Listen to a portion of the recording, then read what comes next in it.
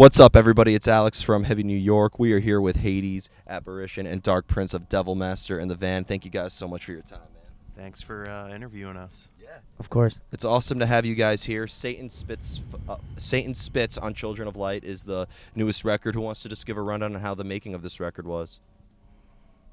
We've been working on this material for a little while now, and it's just like sort of a culmination of ideas that we've been pushing forward with, and we were really excited about the way it turned out. Arthur did a fantastic job on it, and we couldn't be any happier with it. Awesome. When it comes to like the style, like was there a preconceived idea in how you want your music to sound, or like was the making of this record kind of like just improvised in a way? Well, we had initially started as a Japanese hardcore punk band, kind of worship, but in 2019, all the elements those bands had, like theatrics and their style of like metallic punk, we are fans of like goth and death rock and also black metal, so it all became very natural. There was never any pushed effort. It was pretty natural and organic. Yeah, so You're not trying to like fit into like a specific genre or anything. well, we don't fit into any genre, so no. Yeah.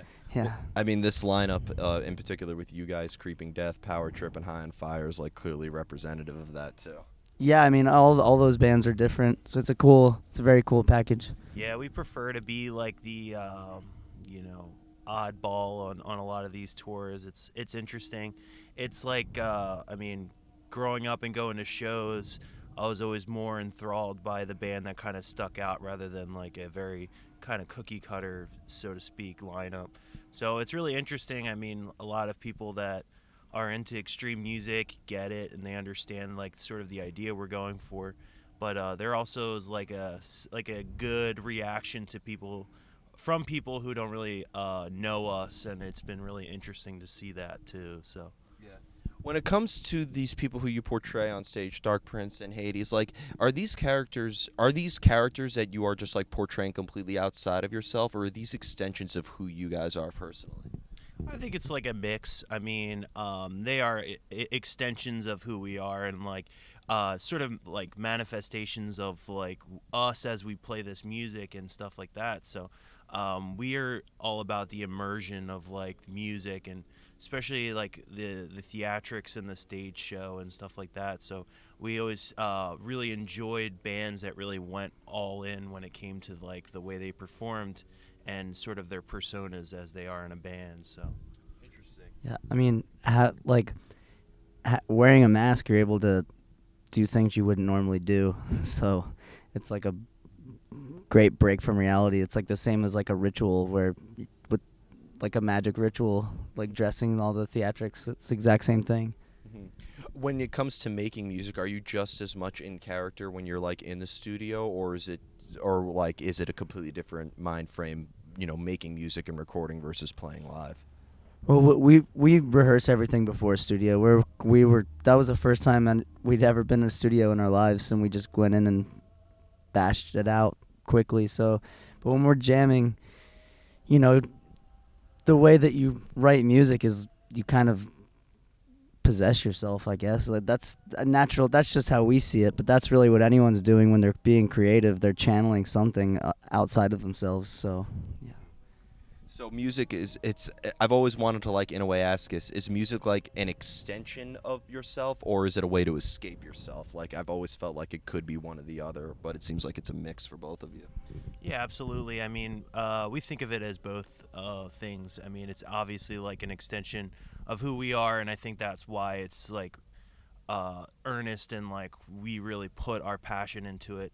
And but yeah, of course, like there's like the duality of it as well, which we find interesting as well. So I mean, we're always about like different perspectives when it comes to our art and music, and I really like the idea of the duality of it. So Now, having just as much of an emphasis on like the stage presence and theatrics, there's also the matter of how you execute your material that people hear on the album. So, when it comes to the method of execution, do you try to maybe execute the material exactly how people are going to hear it on the record, or do you try to maybe make it sonically different?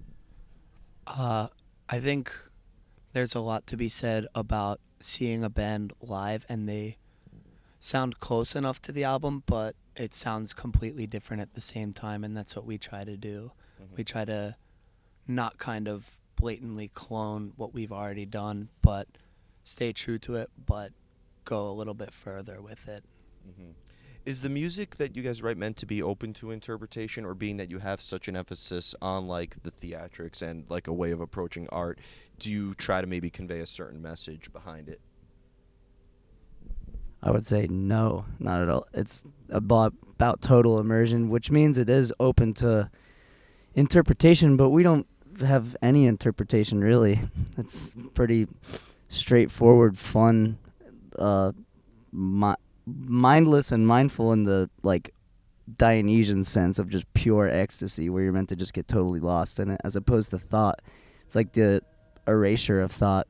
It's like getting possessed, and you don't have to think about anything. Yeah.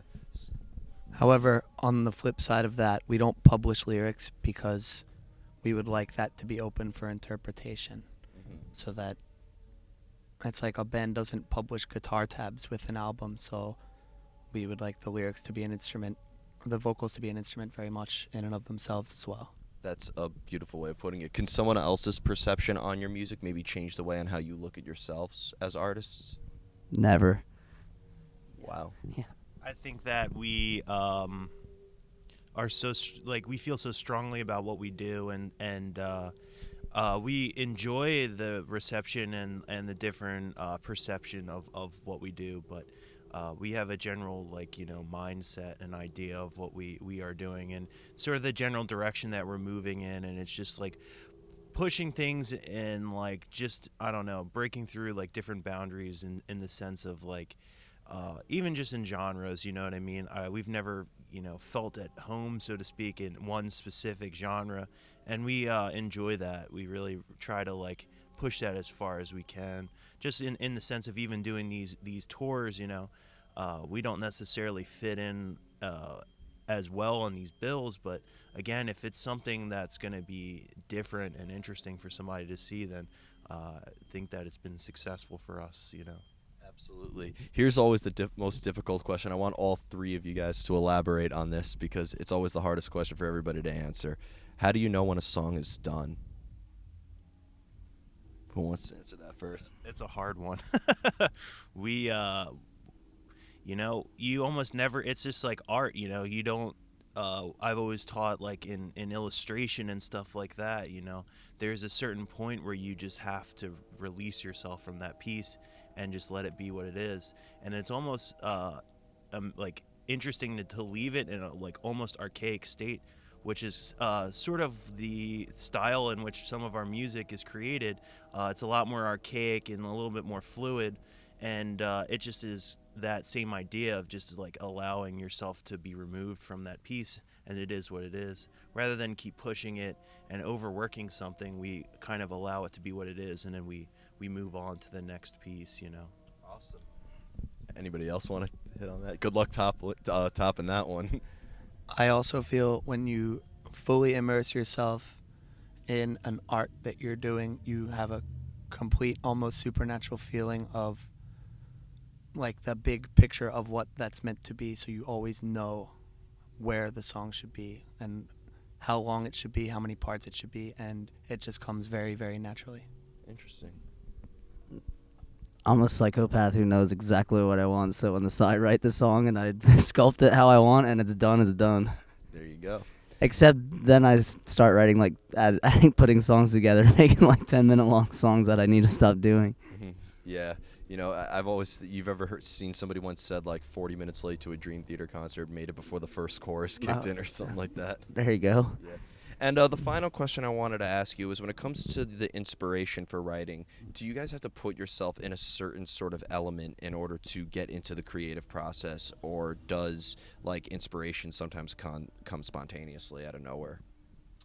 For me, writing, the brunt of things that I've ever written for the band have been almost immediately after we performed. Even sometimes on stage while we're tuning, while we're getting set up, I feel like that full immersion into the character and like who we are as one solid unit as a band.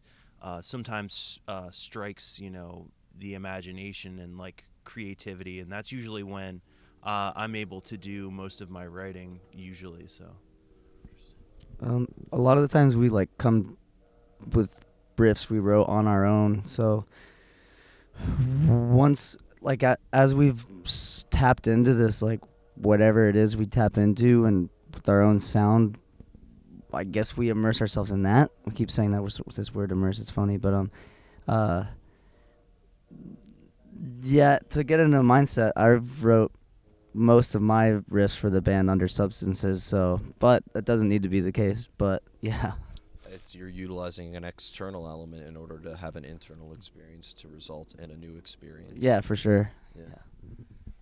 So before we go, I want to thank you guys so much for your time today. Is there just anything else with Devil Master you would like to promote for this album cycle in terms of tours or new music that you're allowed to say? We're on this, and there'll be some music next year, but not sure. Can't say yet how much or what, but there'll be something. A lot more mystery. I like yeah, it. we're certainly working on something, but that's to be determined, I guess. So.